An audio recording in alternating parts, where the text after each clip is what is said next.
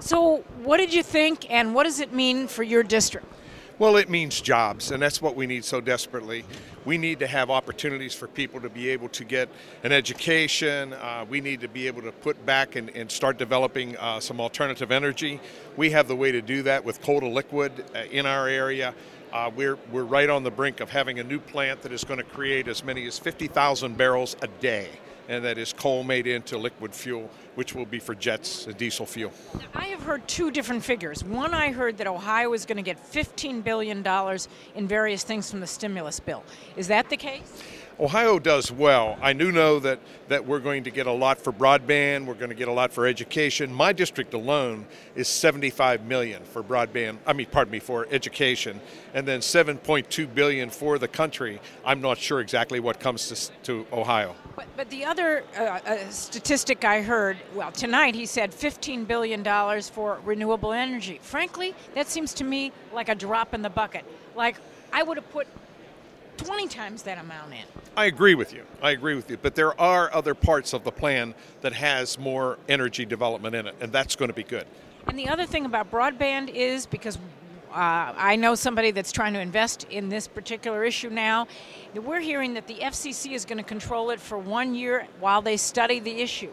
I mean, that is a prescription for disaster. Yes, it is. That's scary. But we need to get it, especially for rural areas like I have, because there's no way that we can encourage companies to move to us if they don't have the opportunity to be on the internet. Right, exactly. I mean, so do you think you're going to get broadband and fiber in your area? We're very optimistic, yes. A lot of it is there, but because of the terrain, the hilliness of it, the hills, and we don't have it as well as we should have. We need more towers and more opportunity. What's the unemployment employment number in your district? About 8.5, but what's really concerning is the underemployment. The people that are working for nominal minimum wage, and many times 2 jobs and some as many as 3 to try to get by. How many people are trying to really find jobs that there's just no hope? Well, there's no opportunity right now. We need to be able to free up, get some loans to small business. We need to be able to help this energy company get going. I think we need to invest the money, as you said, into energy so that we could burn the coal or use the coal that we have. We have a friend in common who shall remain nameless, but whose daughter is working in a restaurant 4 or 5 nights a week. Sometimes she brings home, with tips, because restaurant servers don't make minimum wage, $60 a week. That's terrible. This is America, and we need to have opportunities for people. And I think this is one of the things that the President pointed out so well today, is the education level of our country has fallen behind, the production has fallen behind.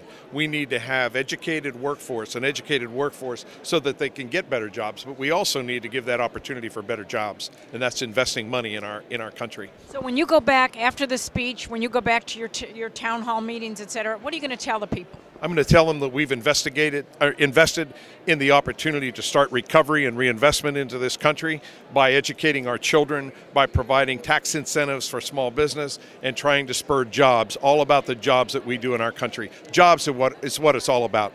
The real Charlie Wilson, Congressman Charlie Wilson, thank you.